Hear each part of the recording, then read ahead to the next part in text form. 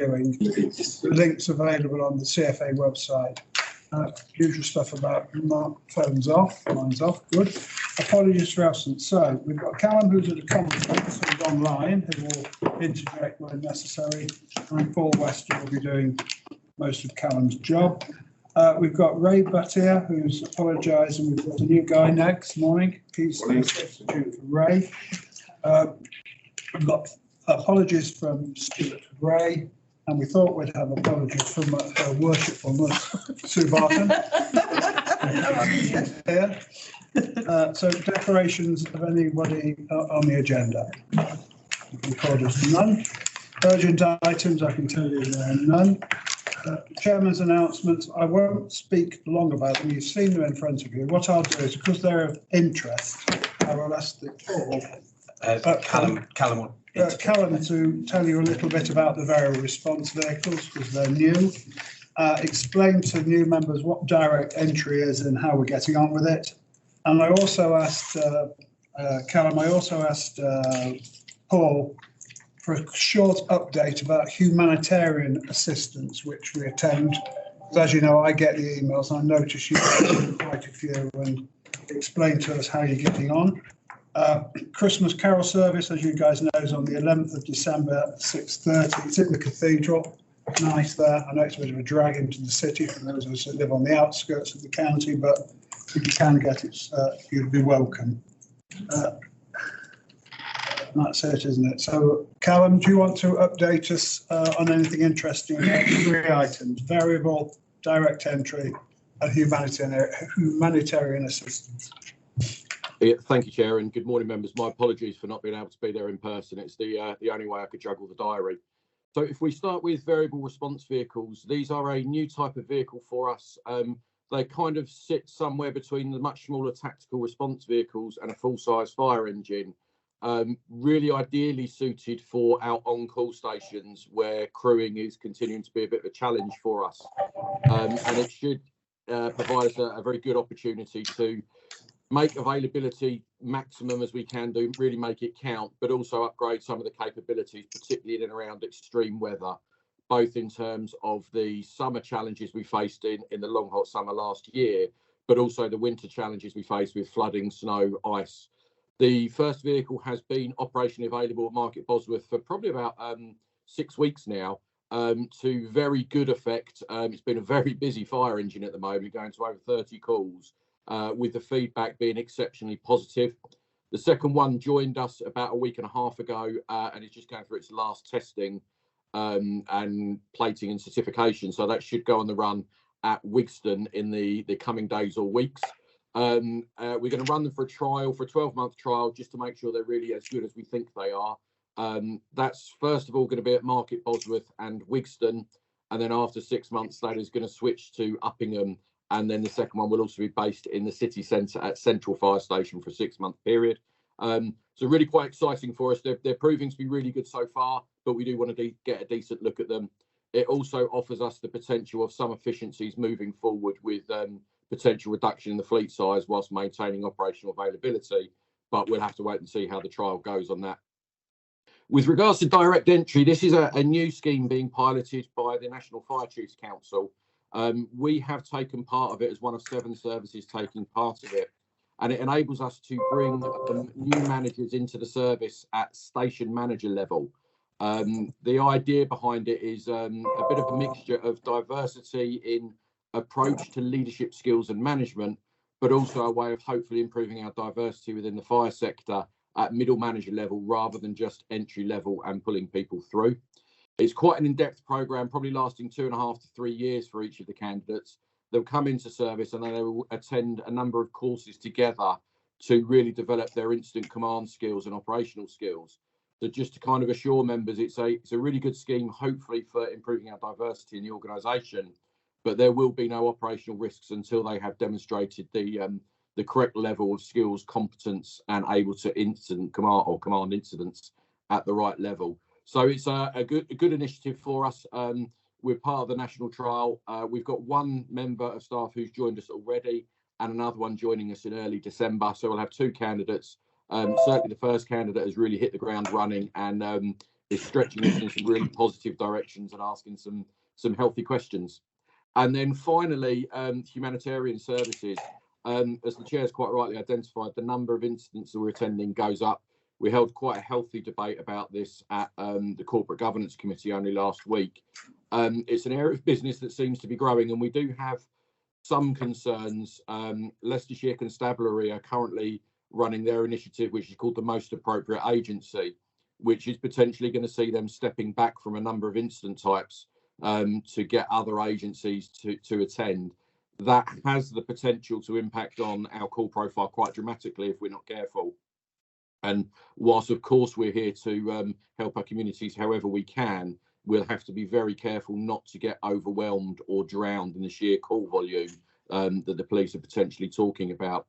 I've spoken many times around the welfare provisions we've got in place for our staff attending the incidents we go to, but there is no denying our community needs us in certain areas, and it is exposing our crews to increased number of fatalities and people passed away.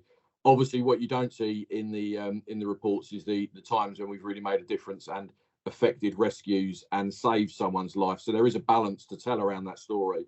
But clearly, the number of incidents we're attending is going up, and we are going to have to keep a very weathered eye on the police withdrawing from that type of arena. So I'll probably stop talking, Chair, and realise that there may be follow-up questions, but I'll leave it back to the room. Can we have a paper on humanitarian assistance in the future so we can see if the police are withdrawing, and it'll give you an opportunity then, Cam, to say the good you do as well as attending to people who have died, to be honest. So we'll bring that rush. If you do one for in the new year sometime, it'll be useful that all members understand, because I get the notices of deaths. Not everybody does. I notices quite a few of humanitarian assistance. On the two candidates, I'm told by Paul that you've got one guy started from the private sector and ran a bunch of health clubs, which is useful. Yeah. And the lady, Michelle, is from the NHS and ran the operating theatres, which is, again, useful. So when he says diversity, he doesn't just mean diversity, whether you're black or white, he means diversity of experience and thought. Skills, yeah. That's true, isn't it, Callum? Absolutely.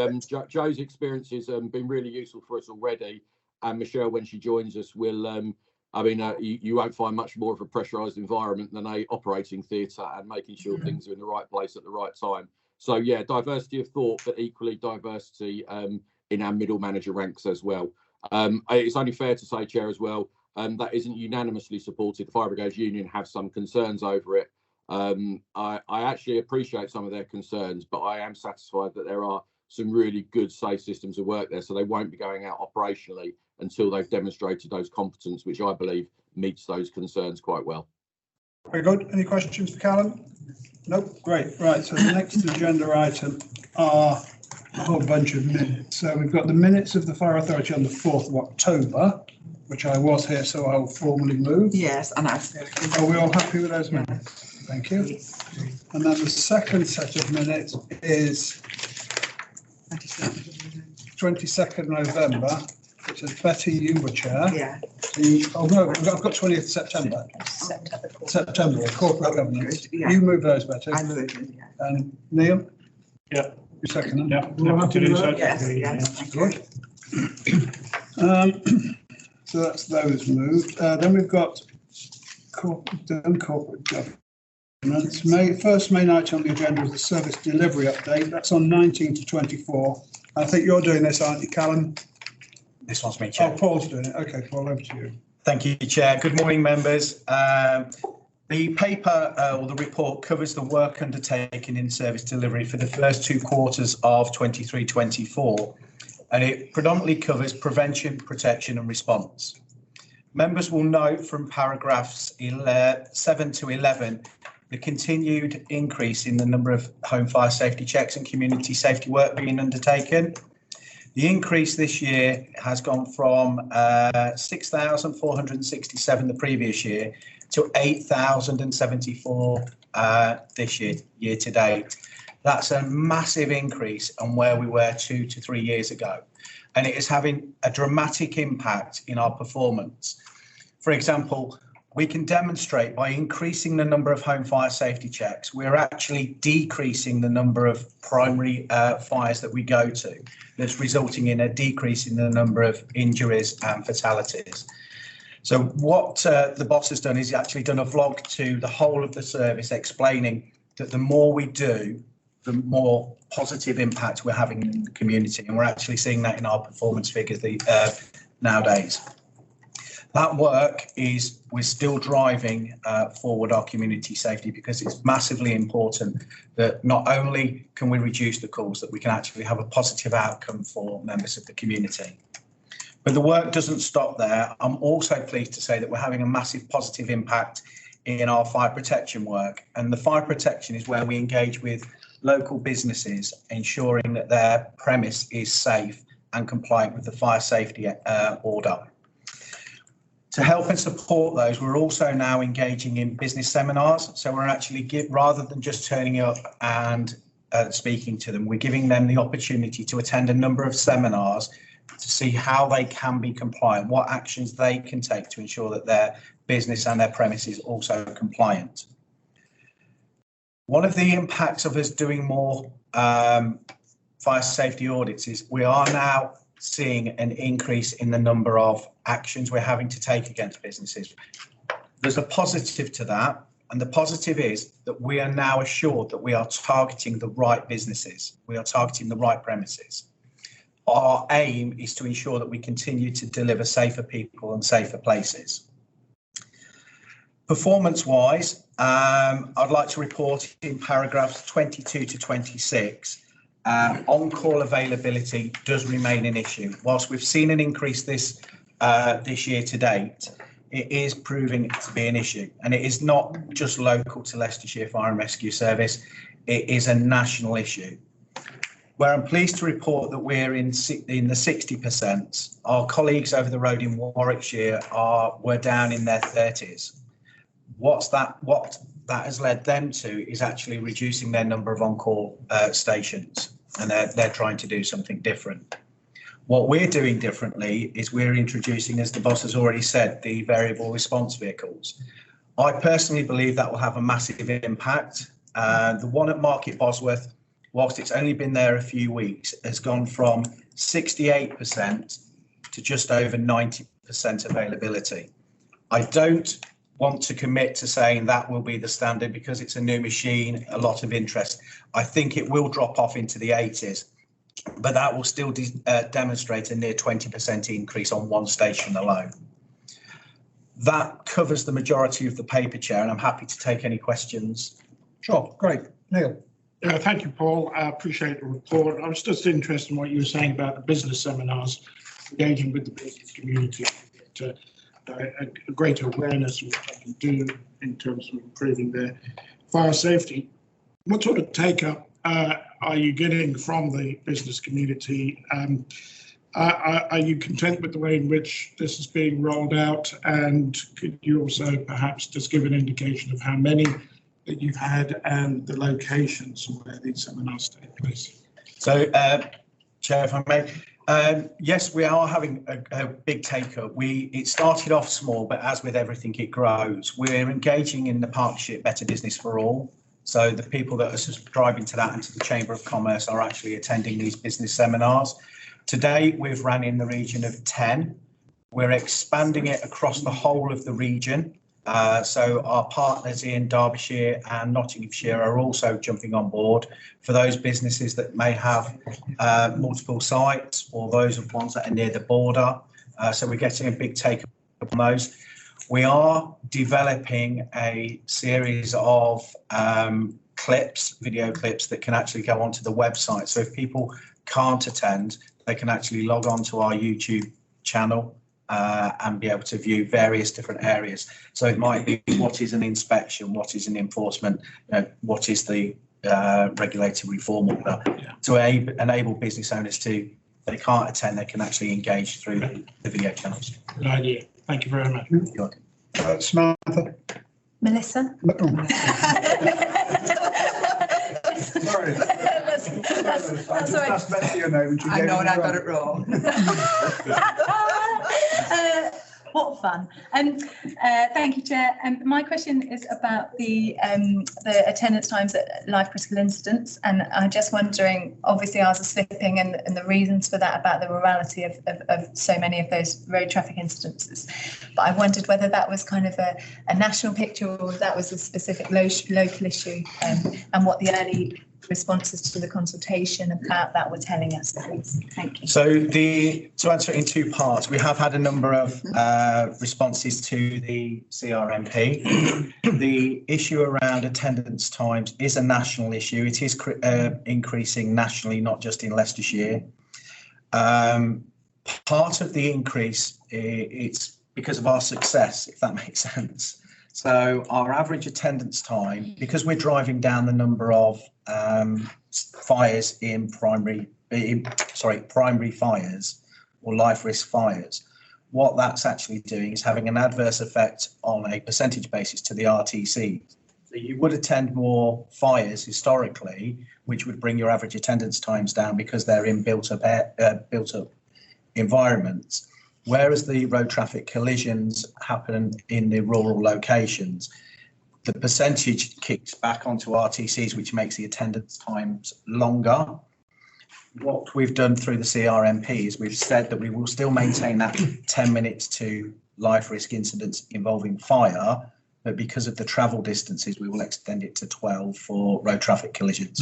But it is a national issue that lots of fire and rescue services are experiencing. Thank you. We're still often there first anyway, aren't we? Yes, Chair. More often than not, we still beat the ambulance and plod there. Were you next, Dan? Yes, just a quick comment. Just say that I have seen yourselves out at various events for the community safety engagements, such as I think the last was Leicester Riverside Festival and others as well. So we do see you out and about, and that you do have a good presence there. That was all. Thank you. Can I just ask? Sorry. Can I? Is it me? Yeah. It's just more or less the question of the fact that there are more people now working in non-traditional hours, and I just wanted to know how big of an impact that will be on emergency response. From our staff working. Yes. So we have a number of duty systems across the service. Obviously, we're moving away from DCP. We have introduced what they call a 12-12 self-rostering duty system as part of the move away from DCP. That's having a real, I've carried out an evaluation. It's been over 6 months now. So I've done the first evaluation part of the 12-12. It's proving extremely positive. Lots of staff are having better family work-life balance is the feedback we're receiving. They're getting to pick and choose their shifts rather than being told when to work. So it's having a massive impact.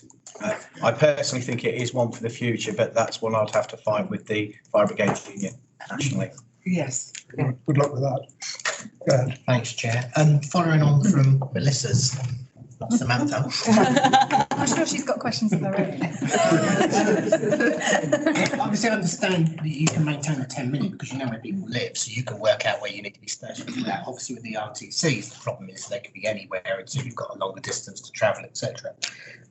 We see this come up quite often in the report. It'd be quite interesting in a future report sometime, just because you must have some sort of hot spots, because if you've got a 12-minute average, you can have 16, 20 minutes, etc. It'd be interesting to appreciate if you've got hotspots, certain areas in our area that you have problems with that are taking much longer, just to give us a bit of feedback as to if there's areas that need to be addressed. One of the things that we are actually doing is we are targeting our road safety prevention activities. We're increasing that, and we're hoping to utilise the additional resources that are coming in to actually target more preventative work around road traffic collisions. It's really important that the engagement we're having with the Road Safety Partnership, because it's not just a single approach to, from a fire service perspective, to deliver the road safety. It is a partnership approach. We're hoping to deliver that in conjunction with our colleagues from the police. There are different ways you can almost reduce RTCs. It's through education, enforcement, or engineering. So engineering the actual roads themselves, Our primary ability is through the education part, which we're working extremely hard to do through training the young drivers, the hazards of driving around the fatal fours, to also working with the police in stop and tell events to make sure that the older driver is reminded of their responsibilities around driving. Chair, the boss might want to. Yeah, I've seen. Chief, go ahead. Thank you, Chair. The RTCs is a really interesting challenge for us and the sector alike. And it actually starts, we measure our attendance time, including the call handling time. Very commonly, RTCs happen in rural locations where people don't know where they are. So those calls invariably are a little bit longer. We're exploring some really, really good new technology, which should cut those call handling times probably down to, I don't know, less than a minute, hopefully. So we should be able to shave some of those times off. We've got a very comprehensive suite of statistical analysis behind the scenes nowadays as well, where we can almost pull up maps and show you exactly where incidents occur. And unfortunately, they are completely sporadic. If we were to move some of our stations or some of our assets and resources to different locations, we actually wouldn't really be able to make that much a significant difference in them because of the very randomness of RTCs. And it might be something that we do potentially with a workshop with members rather than in a formal meeting, just to kind of show you where all of the incidents occur, the challenges we face, and I suppose the real challenge of having the right people in the right place at the right time in an event that's completely random. But like I said, and I'm sure Area Manager Kane will update with the new mobilising system, there is some very good new technology we're taking on board now, which should cut down the call handling time, which means we should arrive at scene a little bit quicker, but there is still the drive to those rural locations. Thanks, Chair. Indeed. Right, any other questions on this? Yes, go ahead. Sorry, can I just come in with one comment, and it stems from yours, just regarding the fatal four. I know from the recent accidents, and obviously I know there's a bit of a hotspot in Rutland for the times. Is it worth? I know within Rutland, it's not actually the younger drivers that have been kind of affected by the RTCs recently.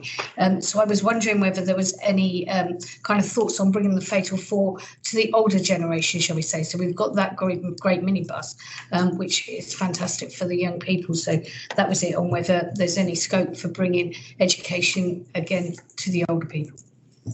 Thank you. It's a really good question. Yes, it is something that we are delivering.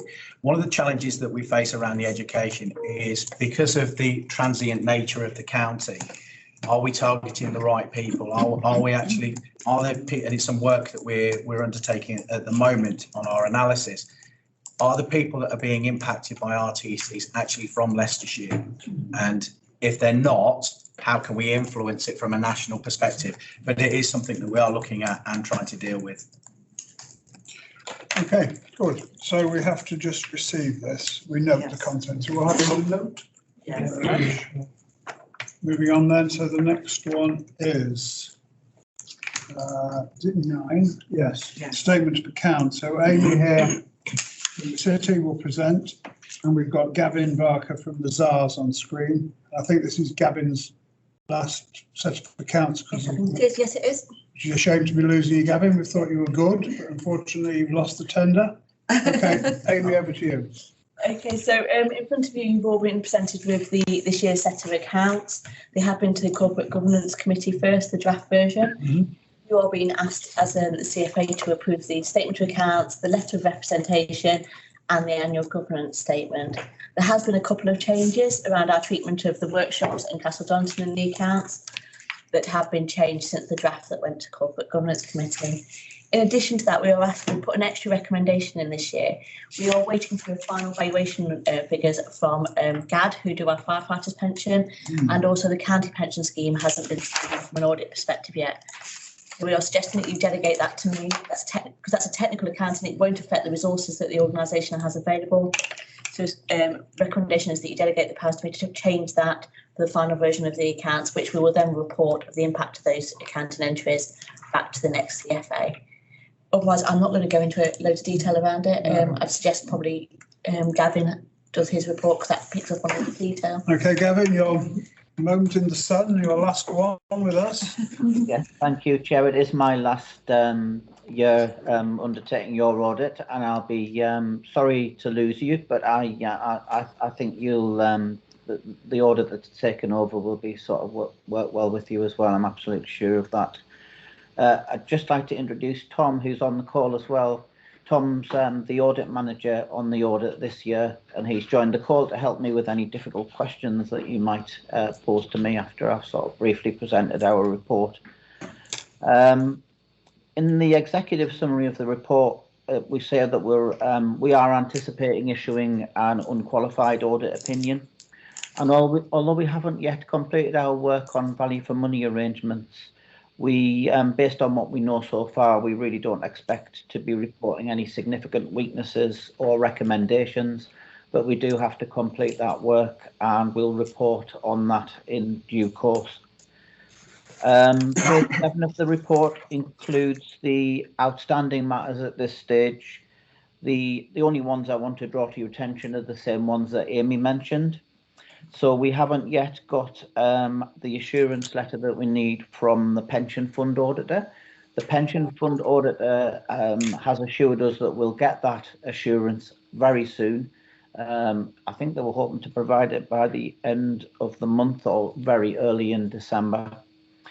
But the other thing, as Amy also mentioned, is GARD, the Government Actuaries Department, that provides your pension figures and disclosures for your firefighters scheme, very recently informed the authority that they needed to provide an updated report because one of their assumptions hadn't been updated at the time that the previous report was produced. It was an assumption around inflationary pressures.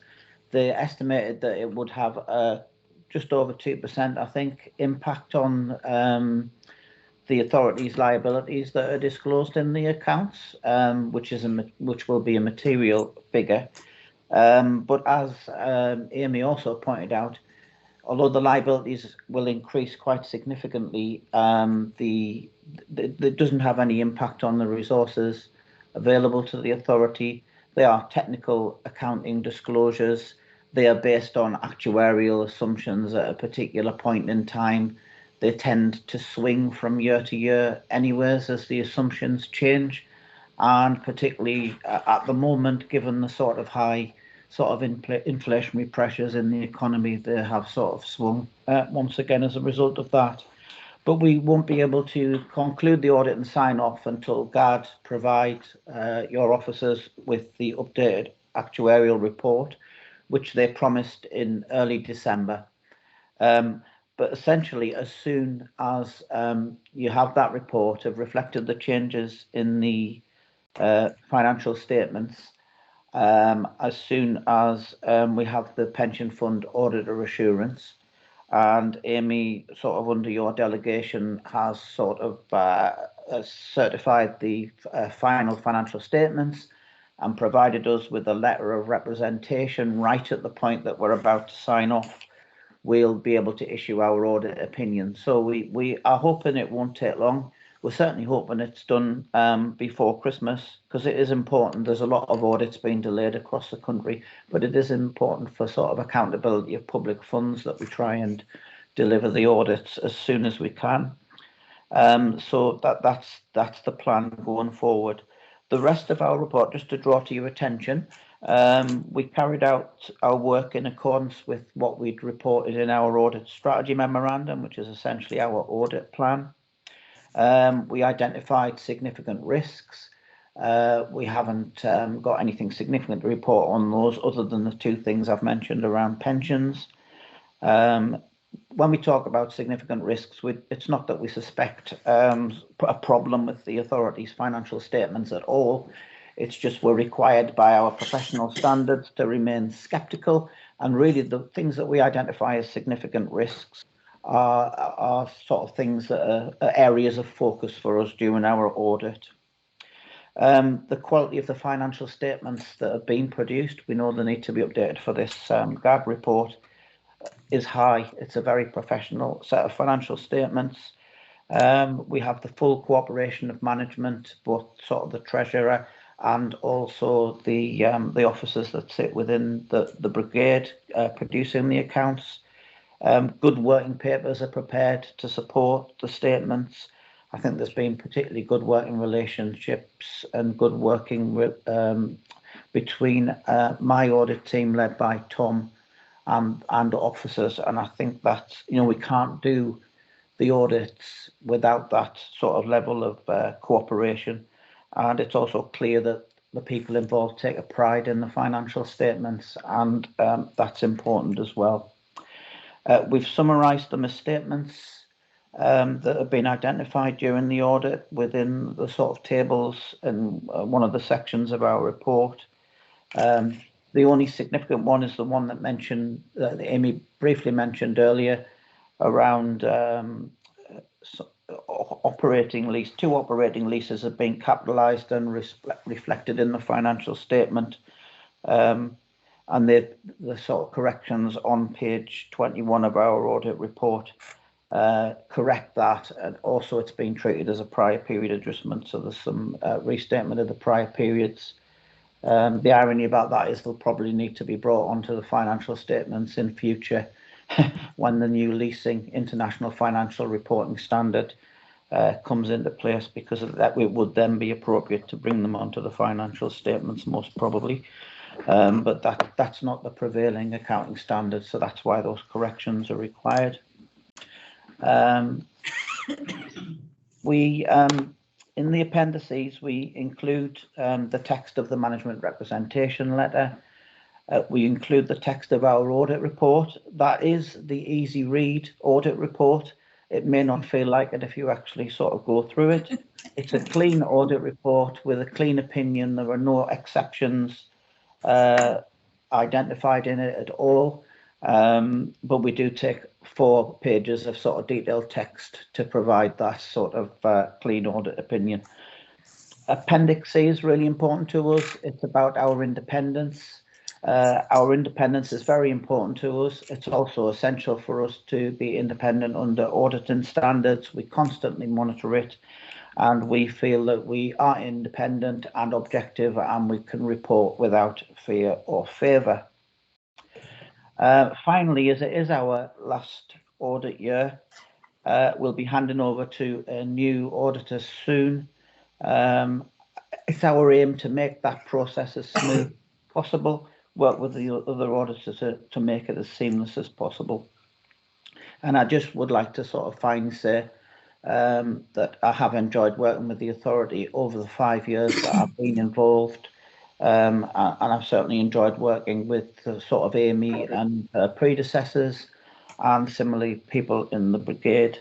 And I wish them well and the authority well in the future. When we conclude the sort of issues and we're about to in a position to sign off the financial statements for 21-22, we will issue a follow-up letter at that point to be shared with all members of the authority. Just by email, I think, which will show how the final issues have been resolved and the final adjustments to the financial statements. If it's deemed fit to bring that to a future authority meeting, it could probably come without us needing to present it, but an alternative would just be to circulate that by email.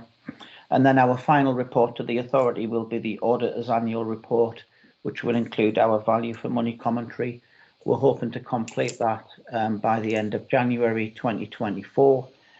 We are available to present it if required, but if you've had enough of us by then and you're content with the report, it could just be brought to the authority meeting for information. We'll work with Amy to see what the authority wants to do in relation to that, and then you can move forward from there with your new auditors.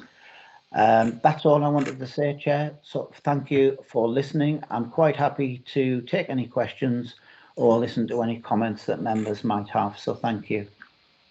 Sure. Well, first of all, Garen, an email of your letter will be fine. Send it to Amy. If there's any comments, she'll tell us. Thanks for your good work over the years. We've actually thought you were good auditors, and it's a shame to be losing you, really, but that's the nature of things. Can I also place something on record thanks to Amy and the city, because Amy from the city does all the finances here, so thanks to Amy and Tell SBS. We think you're doing a good job. And also, Callum, to your officers here who liaise with Amy and obviously liaise with Gavin, that's what gets us in a good place where we are now. Can I ask Amy, I've got some recommendations here in red. Do they take account of what you're asking, the final thing you asked for? Yes, yes. So I will move the recommendations from A to E, which are printed on your order paper. Are you happy with those, Betsy? Yes, I see. Right, now we'll take any questions from anybody on anything. No, you've done such a good job, Gavin and Amy. We've got no questions. All in favour? Thank you very much. Thank you, Chair. Tom and I will just depart now, and we wish you a good meeting for the rest of the meeting. So thank you. Thank you, Goodbye. Gavin. Thank you very much. Thank you. Bye. Right, that's that one done. Urgent items, there are none. Oh, sorry, I've missed you. Sorry, Sue. I was waiting for the auditors to go offline. Yes. The question I wanted to ask is, why do we have to change if we are happy It's a with the national service tender. we provide and the cost? No, it's a national tender. It might not be as good value for money. I don't think it'll be as good as they were, but there you go. We're stuck with it. We can only go with the national tender. That's. Yeah, I think we need to minute that it's not something that we So, necessarily. Amy, do we know what the cost of the existing bazaars was and the potential cost of not Grant Thornton? Yeah, so it is Grant Thornton. I think, can I just explain, Chair, is that right? Yeah. So we have gone through a national process. Now, the reason we choose to go through a national process is because then that means that we have this public sector audit appointment who govern the auditors and make sure they get the right quality of service. Even if we'd chosen not to go down the national thing, we couldn't have guaranteed we'd have got Mazars because we would have had to go through a competitive tender process. Using the national approach allows us to get better value for money because we are going out with, I think, nearly it's about 9% of authorities across the country use the PSAA. It also allows them to work with the National Audit Office and to ensure that we all get the same quality of service. We use Grant Thornton at the county and in the city, and the county use them.